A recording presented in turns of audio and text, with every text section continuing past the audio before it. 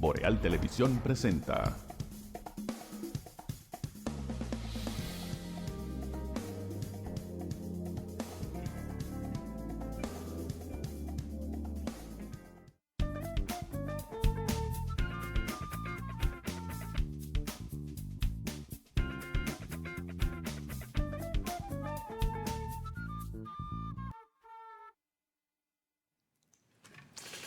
Saludos amigas y amigos, muy buenas noches, bienvenidos a EnQ a través de los canales de Boreal Televisión con cobertura nacional en toda la República Dominicana, igual también cobertura internacional a través de las distintas plataformas.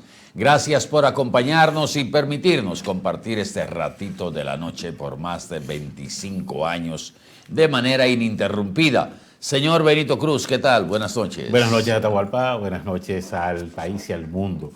Ya estamos aquí esta noche ya preparándonos para comentar con ustedes algunas informaciones interesantes. Hoy es el Día Internacional de la Acción por la Salud de la Mujer. Esta es una fecha para reafirmar y reivindicar el derecho a la salud y el acceso a los servicios médicos de todas las mujeres. Este día lo celebramos hoy.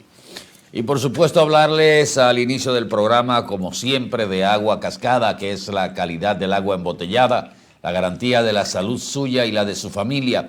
Agua Cascada, para sus pedidos, llámese al 809-576-2713 de Agua Cascada, la calidad del agua embotellada. Cuente, Benito. Bueno, definitivamente el tema para hablarlo en el día de hoy, o para comenzar hablándolo, es el tema que hemos tenido desde anoche, que es el caso de Wander Franco. Todos saben el tiempo que tiene este caso dando vueltas, un caso que ha llamado bastante la atención, el caso de Wander Franco, y ayer por fin ya llegaron a una medida en la que este joven sale siendo perdonado de cárcel, de cumplir tiempo en cárcel, pero no de su responsabilidad. Sale culpable. Aunque sale culpable, no va a tener que cumplir cárcel. La madre de la jovencita involucrada en el caso va a cumplir 10 años de prisión, tendrá que pagar 2.3 millones de pesos a la joven a la cual fue violentada sexualmente, la menor, recibirá esa cantidad de dinero, 2.3 millones de pesos. El caso de Wander Franco está siendo muy comentado y estudiado a nivel no solamente de República Dominicana, sino a nivel internacional, porque no solamente estamos hablando del caso, estamos hablando también de su futuro como atleta, como deportista del béisbol. Pero en el caso, por ejemplo, mire, aquí estábamos viendo cuando salió del Palacio de Justicia. Eric, vamos a compartir sus palabras. Pero mira, yo creo que no hay, lo que él dijo ahí es una tontería, lo que dijo de que, bueno, va gracias a Dios y lo mismo. El tema está en que la gente no ha entendido qué es lo que es el perdón judicial, que no exime no es una declaración de inocencia, porque si usted es inocente no hay que perdonarlo, lo que hay es que absolverlo, o sea, darle un no al lugar. Y lo que hay es una figura que existe en el Código Procesal Penal y que establece que el juez tiene, en ese caso, al invocar el perdón judicial, que tomar varios elementos en consideración para emitir una sentencia motivada en ese perdón judicial. Dentro de esos elementos hay como 9 elementos, que son la inducción a la comisión del delito en las circunstancias que se dieron, el daño, hasta el daño que se le puede causar a la sociedad. El juez Alejandro Vargas del Tribunal Constitucional hoy posteó algo señalando justamente cuáles son esos elementos que deben tomar en cuenta los jueces para aplicar el perdón judicial, que, reitero, no borra la culpabilidad. Y ahí es que tiene él el gran problema con la gente de la Major League Baseball de Estados Unidos, que tiene sus propias reglas y en los últimos años ha endurecido la línea de defensa ante la violencia doméstica, la condena a la defensa a la violencia doméstica y ha planteado, o sea, esta decisión de aquí de República Dominicana tiene que esperar la decisión de las ligas mayores en Estados Unidos, que tampoco pueden, hasta ahora mismo, pueden cancelar el contrato de Wander Franco porque tienen una lucha que tienen que enfrentar el sindicato de periodistas de peloteros en Estados Unidos y difícilmente la asociación o el sindicato, como se llama allá, de peloteros de Grandes Ligas, va a aceptar que un equipo de Grandes Ligas cancele un contrato así de golpe y porrazo, porque hasta ahora Wander Franco no ha podido salir del país, no ha podido viajar, eso le ha imposibilitado de recibir dinero, pero si él logra entrar a territorio norteamericano de forma legal, por supuesto, inmediatamente hay que empezar a pagar el contrato que tiene, que es hasta el año, creo, 2032, 2034, no recuerdo la fecha. Pero reitero, en el caso, como decíamos esta mañana, de Wander Franco, un caso mediático, muy mediatizado. Probablemente si fuera otro ya hubiese tenido una condena de 15 de por lo menos 10 o 15 años en la costilla. En el caso de su madre, el juez la encontró culpable de explotación sexual comercial y de lavado de activos. La explotación sexual y comercial en detrimento de su propia hija. Sí. O sea que todavía es más un agravante con el delito y es quizás la fortaleza más dura que tiene la parte de la sentencia o el dispositivo de la sentencia que dictó el Tribunal Colegiado de Puerto Plata en el día de ayer. Ha habido discusiones en torno de hasta dónde el caso se llevó más a lo que podría considerarse una acción judicial, tomando en cuenta que el mismo Wander Franco había sido utilizado por la señora madre de la adolescente, aunque él no es ningún muchacho para uno decir lo utilizaron y que él era inocente, no. En ningún momento se ha hablado de no culpable ni inocencia, se ha hablado de que usted es culpable, pero tomando en cuenta los atenuantes, las circunstancias extraordinarias de atenuación, que es lo que establece el Código Procesal Penal, pues se ha dictado este perdón judicial a su favor. Eso es lo que ha pasado con este señor. Exactamente, o sea, no es que lo han declarado inocente, sino que simplemente no va a cumplir cárcel. El dinero que se le va a pagar a la joven hasta la mayoría de edad estará depositado en el banco En el Banco Agrícola. Agrícola, exactamente, sí. Hasta la mayoría de edad. A la madre se le incautaron todos sus bienes, desde su carro, dinero efectivo que tenía, tanto en dólares como en pesos dominicanos, se le incautaron ese dinero. La verdad que esto ha sido, me imagino, una gran experiencia y que esto seguro le va a servir de experiencia para muchos otros que están también en ese camino del deporte. Ojalá que esto les sirva de ejemplo para que entiendan lo que puede sucederle, ese futuro tan brillante que tenía este joven, a pesar de que en el día de ayer escuchaba a los cronistas deportivos hablar acerca del caso y lo difícil que se le hará conseguir un visado a Estados Unidos. También hay que investigar a ver si podrá jugar en la Liga Dominicana o si podrá jugar en otro país, Japón quizás, México, no sé, eso hay que investigar y esperar a ver cuál va a ser el resultado final y las investigaciones que está haciendo la Major League Baseball.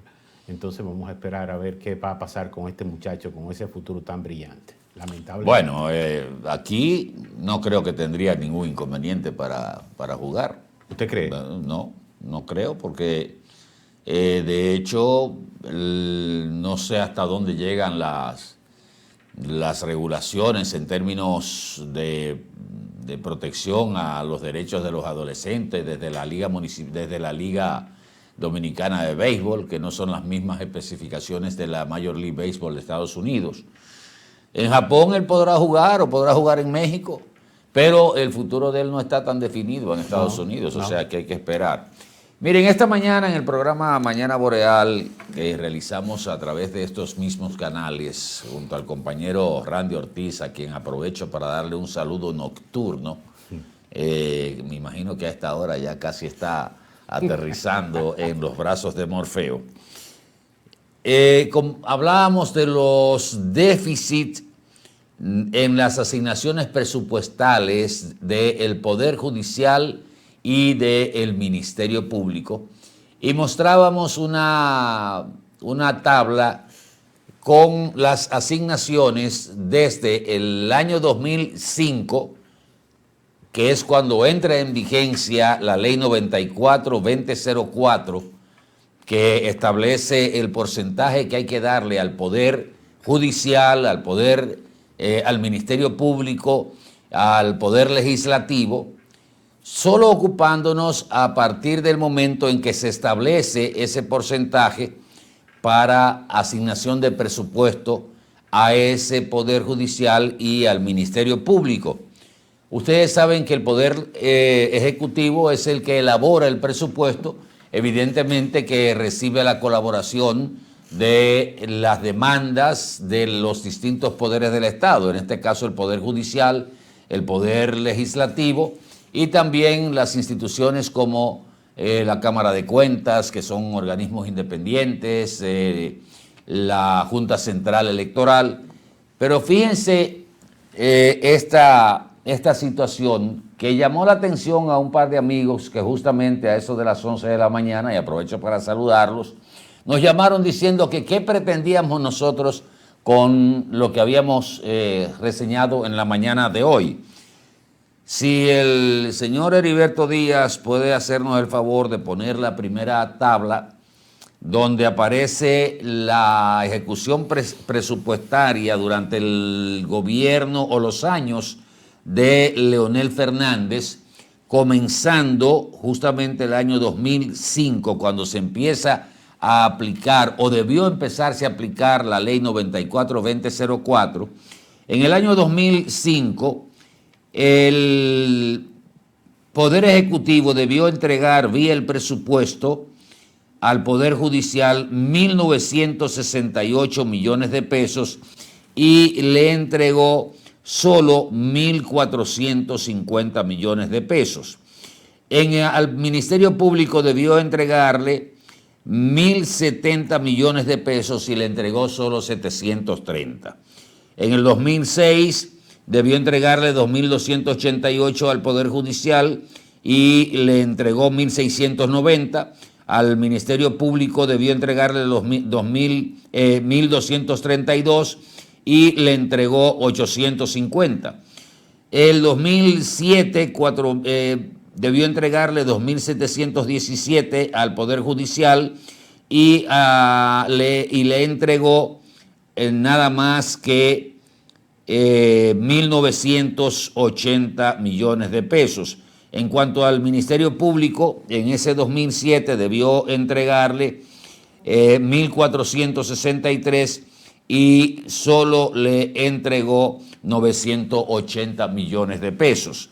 Y así por el estilo, ahí están los años desde el 2005 hasta el 2012, que fue el último presupuesto que ejecutó Leonel Fernández. Si nos damos cuenta, en el 2012, para volar todos los otros años de Leonel Fernández, al Poder Judicial debió entregársele 5.187 millones de pesos y solo se le entregó 3.050 millones de pesos. Al Ministerio Público debió entregársele 2.793 millones de pesos y solo le entregaron 1.980 millones de pesos.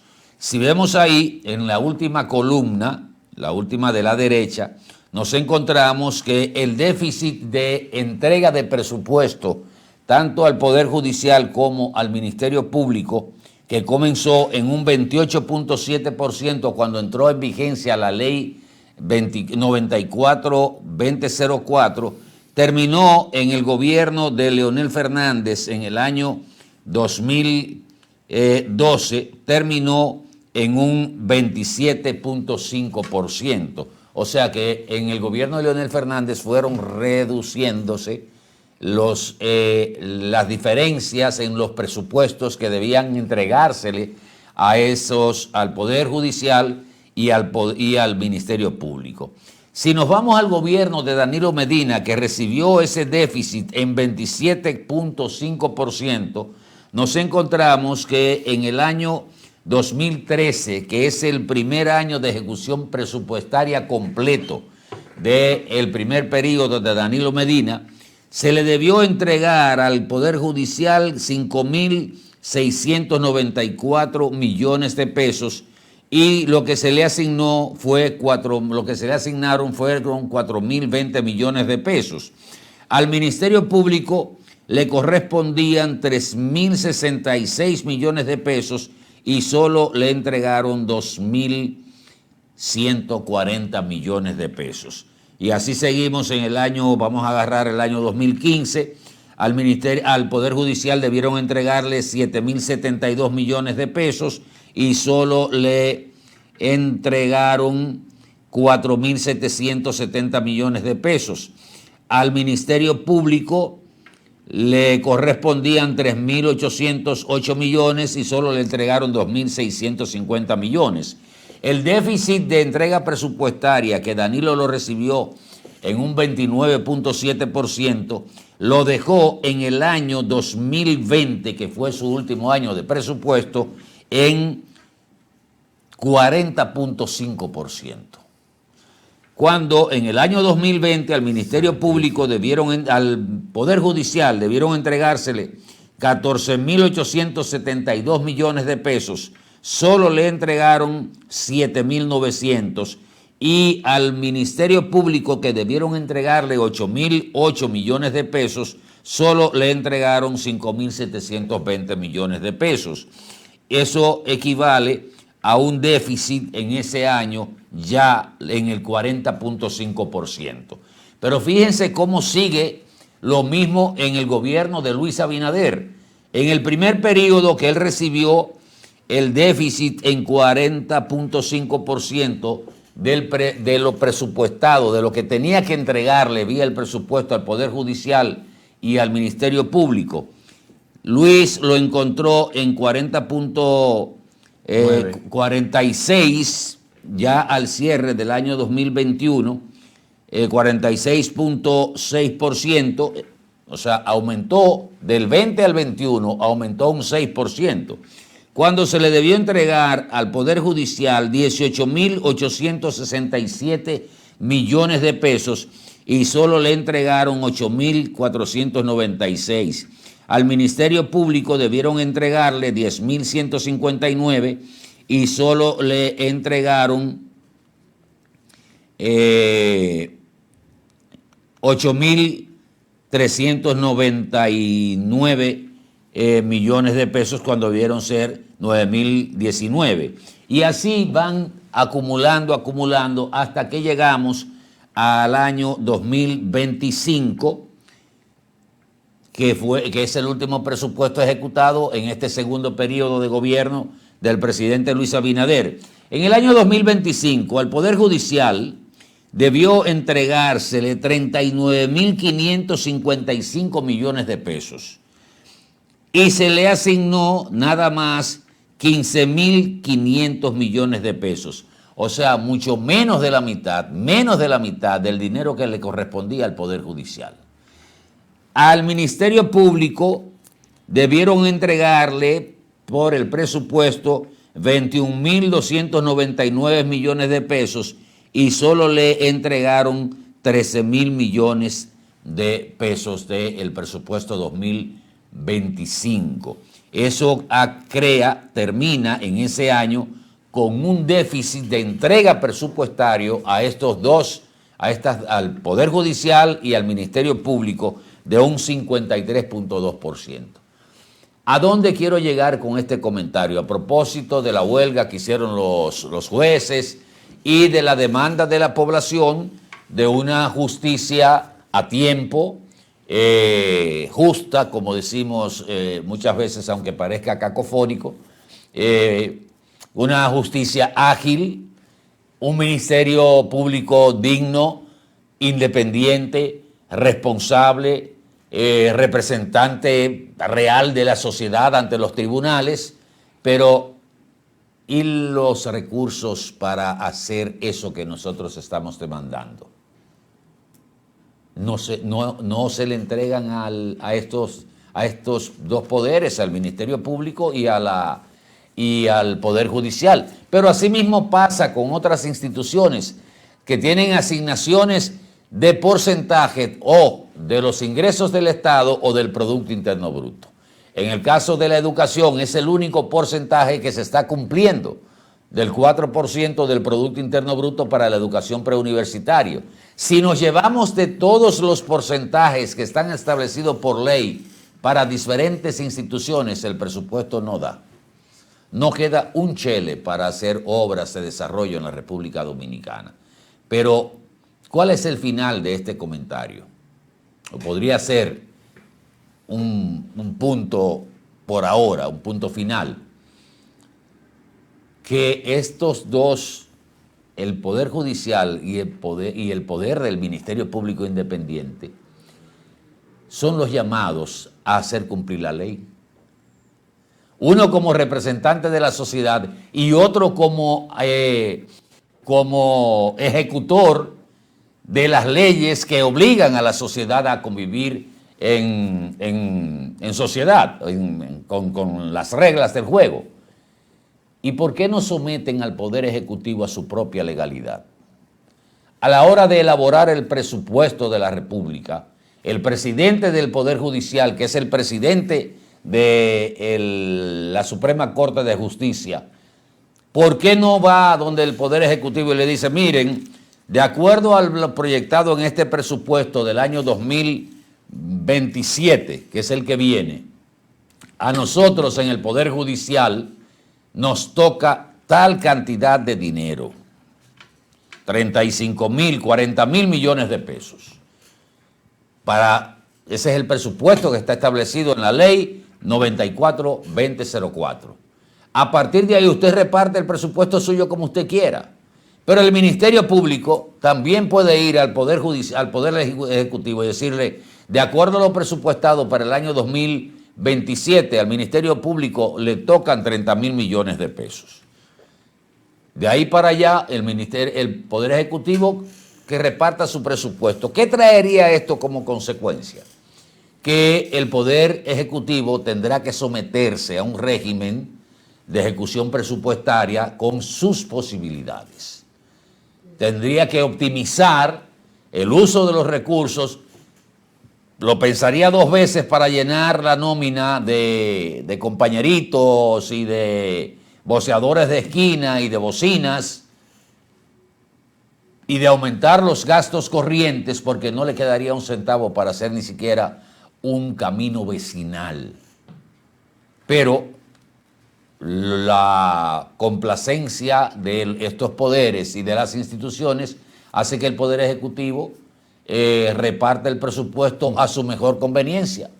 Entonces, queremos una justicia ágil, rápida, decente, mejores condiciones laborales, mejores condiciones salariales para todos los empleados del Poder Judicial. Queremos un Ministerio Público abarcador, responsable, representante real de la sociedad a tiempo, con buen personal, con condiciones de trabajo, sobre todo, con suficiente personal sobre todo,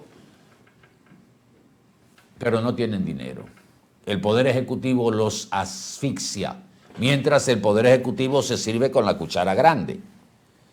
Esto debía ser de aplicación automática.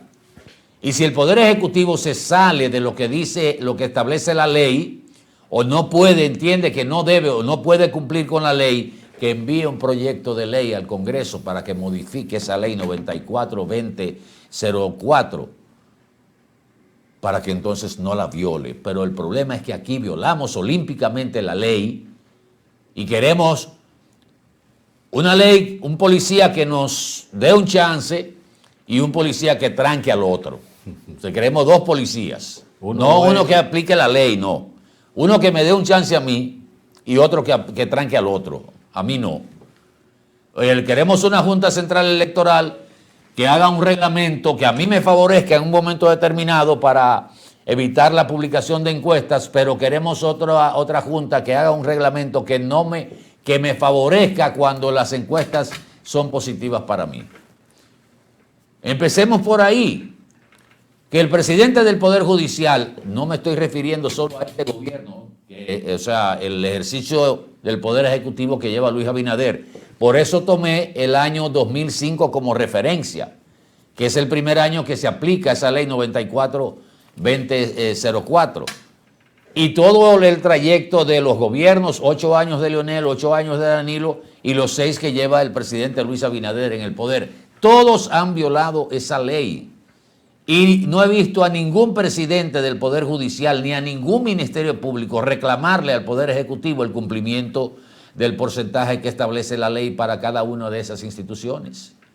Entonces, ¿de qué cumplimiento e institucionalidad hablamos en la República Dominicana? Pónganse los pantalones. Y los que no podamos cumplir en términos de porcentajes, modifiquemos la ley, pero no sigamos violando la ley. Ese es el gran problema que tiene la República Dominicana. Nos vamos a publicidad un momentito, regresamos en el próximo segmento de EnQ. Por favor, quédese con nosotros.